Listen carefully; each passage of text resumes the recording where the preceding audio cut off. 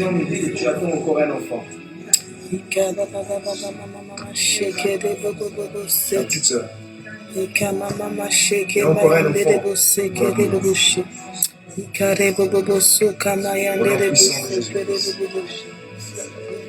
Sur les réseaux, vous qui nous suivez, le Seigneur Jésus est fidèle. Jésus est fidèle. Que Dieu te localise au nom puissant de Jésus-Christ de Nazareth. Alléluia. Amen. Amen. Amen. Asseyez-vous, prenez place.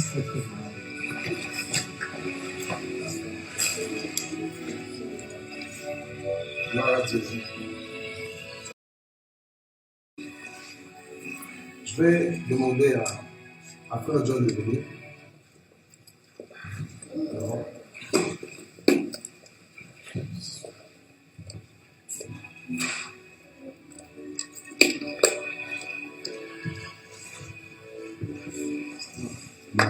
on va laisser le Saint-Esprit parler. Je sais déjà que le Saint-Esprit a mis des choses dans mon cœur. Vous savez, je suis venu ici avec une pensée. J'ai parlé à des gens qui disaient « Tu me parles, c'est bien beau tout ce que tu me dis, mais c'est où dans la Bible ?» Alors moi j'ai dit « Écoute, si tu veux, Acte 16, 13, voilà ce que je viens de dire.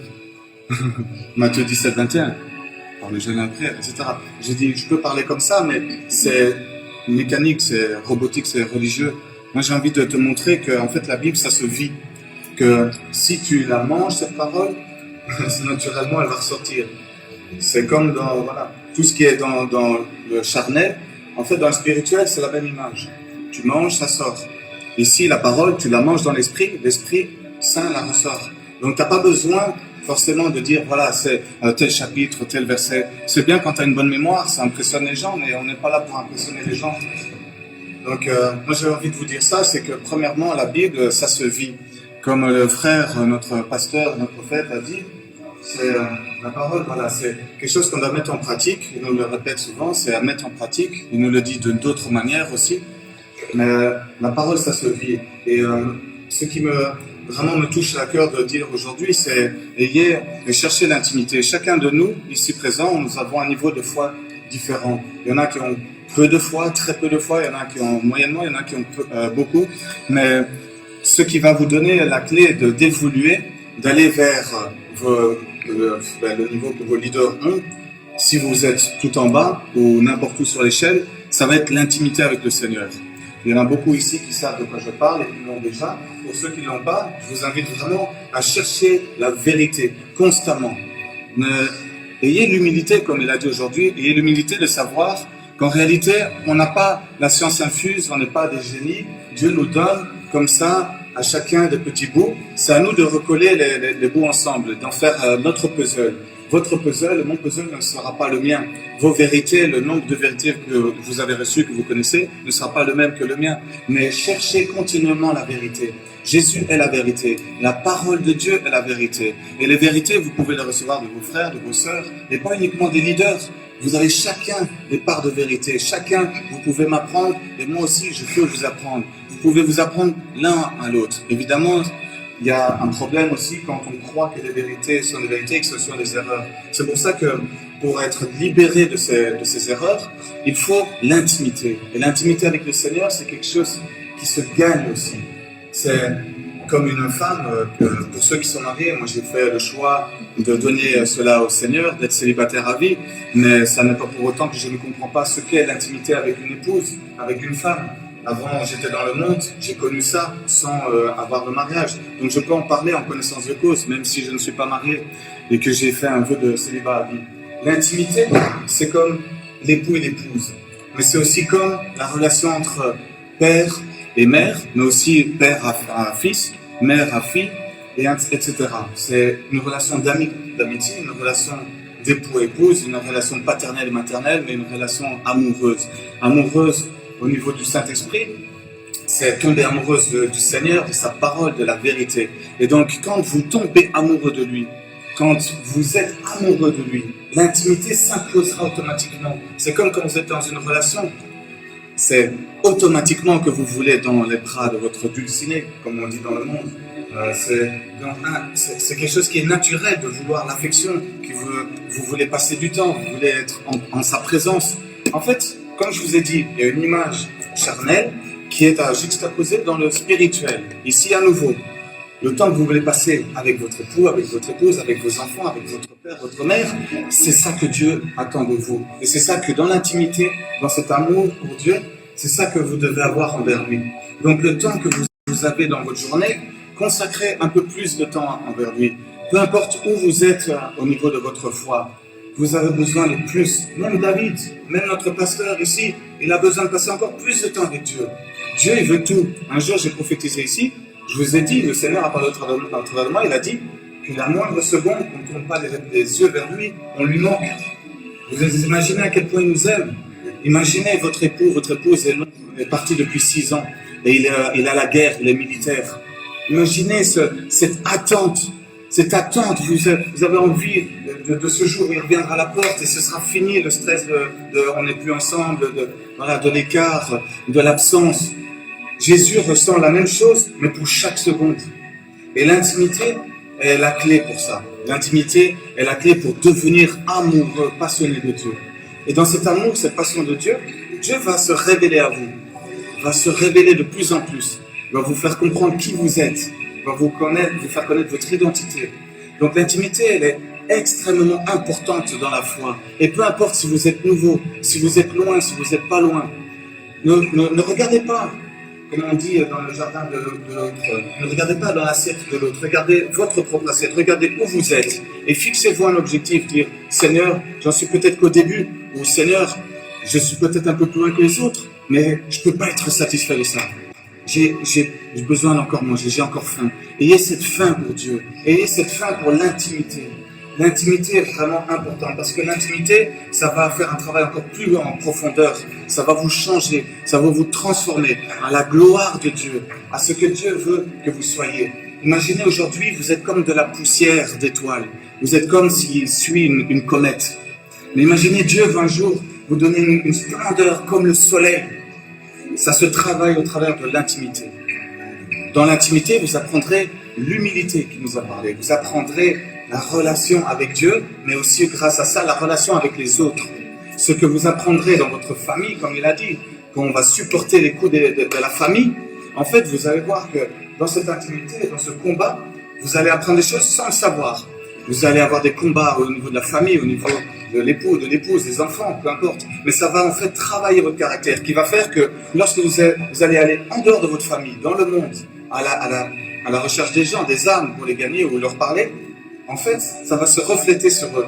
Vous allez voir que ce que vous n'arrivez pas à faire avec votre famille, maintenant vous arrivez à le faire avec tous les autres. En fait, vous avez été travaillé, transformé par Dieu. Et ça, c'est qu'un exemple parmi tant d'autres. Un jour, j'ai une image, et cette vision, elle était, Dieu me montrait, vous savez, je ne les connais pas, mais vous savez, les chercheurs d'or, ils vont dans l'eau, je ne sais pas si vous connaissez, mais ils vont dans l'eau, et pour trouver l'or, en fait, ils doivent nettoyer la terre qui s'est mélangée aux cailloux, et les pépites d'or sont dedans, et ils doivent nettoyer avec l'eau. Tamiser. Voilà, tamiser.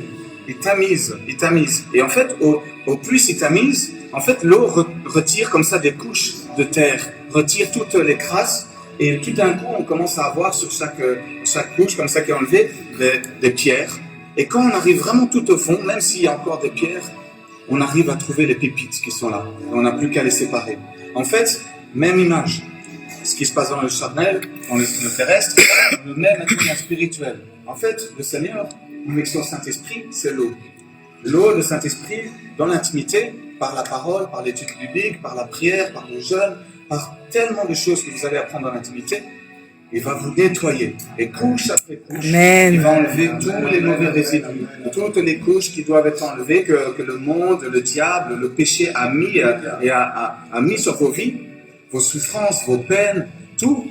Il va tout guérir, tout enlever, tout tamiser. Et à la fin, même s'il reste encore des résidus, parce qu'il n'y a pas que de l'or, et même il y a très peu de pépites, mais ce qu'il y a en vous, ces pépites-là, Amen. le Seigneur va les faire ressortir, et au final, vous allez garder que les pépites. Donc dans l'esprit, ayez toujours à l'esprit que le Seigneur fait ce travail en vous. Ce travail, peu importe le niveau de foi où vous êtes aujourd'hui, Ce travail est continuel et durera tout au long de votre vie parce que ça s'appelle la sanctification, au travers de l'intimité, notamment, parce qu'il n'y a pas que ça. Donc retenez ça, l'intimité, c'est la clé, vraiment la clé de votre parcours, de votre vie, parce que c'est ça qui va vous approcher vers votre destinée finale, celle que Dieu a pour vous. Et chacun d'entre vous ici, même si beaucoup ici ont souffert de leur vie, de leur passé, que ce soit les parents ou les gens ou l'école ou les collègues qui vous ont diminué, qui vous ont écrasé, qui vous ont dit des paroles blessantes, sachez que vous avez énormément de valeur, une valeur tellement infiniment grande aux yeux de Dieu que lui, il ne dit rien de négatif sur vous. Au contraire, tout ce qui a été dit sur vous, il va le retirer et va vous guérir, va vous penser et va fermer les cicatrices et les plaies. Donc voilà, remettez tout ça au Seigneur, sachez que vous avez énormément de valeur au Seigneur, que si vous n'êtes que de la poussière ou si vous êtes déjà dans l'éclat d'une étoile, il reste encore l'éclat du soleil à atteindre. Dieu veut vous amener à être des étoiles brillantes dans le ciel, tellement brillantes qu'il y aura une pureté que les anges verront et ils n'auront pas besoin de voir quelle a été votre vie pour voir quel niveau d'intimité vous avez eu avec le Seigneur. Votre lumière, elle décrira donc la sainteté que vous avez atteinte ici sur terre. Et nous sommes des lumières, enfants de lumière. La dernière chose que j'aimerais dire, désolé que j'ai été un peu plus long, et je laisse le Seigneur, c'est que ce que j'aimerais vous dire, c'est qu'un jour, moi, avant de connaître le Seigneur, je manquais d'amour, je n'ai pas vécu dans l'amour. Et je cherchais l'amour et j'étais très languissant d'amour. Le moindre câlin, le moindre affection, je le cherchais, ça me faisait un bien tellement fou. Et je cherchais l'amour et je me disais, je cherchais partout pendant des années. Je me disais, mais je ne trouve pas, j'arrive pas. Il n'y avait personne qui arrivait à me le donner. J'avais pas encore vraiment rencontré le Seigneur Jésus. J'avais pas malheureusement eu de gens qui reflétaient Jésus dans ma vie. J'ai pas connu les bons milieux. J'étais dans les milieux de la rue, de la drogue et tout ça. Donc j'ai pas eu de gens qui ont pu me donner cela. Et quand, pour la première fois de ma vie, j'étais dans une école de disciples, là, on m'a dit, la première chose qu'on m'a dit quand j'ai donné mon témoignage, on m'a arrêté parce qu'après 1 heure que je parlais, ils ont dit, bon, tu as trop vécu, viens, on arrête là. Parce qu'en fait, on avait 15 minutes pour parler, j'ai parlé pendant 1 heure. Ma vie, j'avais vécu déjà trop par rapport aux autres. Et ils m'ont arrêté et m'ont dit, écoute, viens. Ils ont prié pour moi, ils m'ont dit, tu vas connaître l'amour à partir d'aujourd'hui, comme tu l'as jamais connu auparavant. Et c'est vrai. Donc la dernière chose que j'aimerais vous dire, c'est que pendant cette école, au sujet de l'amour, qui a un lien aussi avec l'amitié, l'amour de Dieu, l'amour qu'on a pour les uns et les autres, c'est que on m'a dit quelque chose qui a changé ma vie jusqu'à maintenant et que je suis en train d'encore parfaire à ce niveau-là et encore en train de le chercher. C'est que je cherche plus l'amour parce que ou la paix ou la sainteté. Je vais m'expliquer. On m'a dit un jour, écoute John, j'ai un mot pour toi du Seigneur. Ne recherche plus ce que tu recherches, mais deviens ce que tu recherches. Gloire à Dieu. Voilà ce que Dieu veut faire avec vous, au travers de l'intimité notamment. Une chose parmi une infinité d'autres choses, c'est vous faire devenir comme lui. Jésus ne recherche pas l'amour. Il le recherche en nous, il recherche la foi, on se comprend bien, essayez de comprendre la nuance. Mais il veut qu'on devienne l'amour. Parce qu'en fait, si on recherche l'amour, c'est qu'on ne l'est pas devenu. Si on ne l'est pas devenu, c'est qu'on n'est toujours pas l'image de Christ. Parce que si on est l'image de Christ, si on devient comme Dieu, on le sera. Donc on le sera de l'autre. Donc rechercher l'amour, c'est bien. Rechercher la paix, rechercher Dieu. Mais quelque chose de plus fort encore, devenez ce que vous cherchez. Alors je vous pose une question par le Saint-Esprit. Qu'est-ce que vous cherchez? Devenez-le.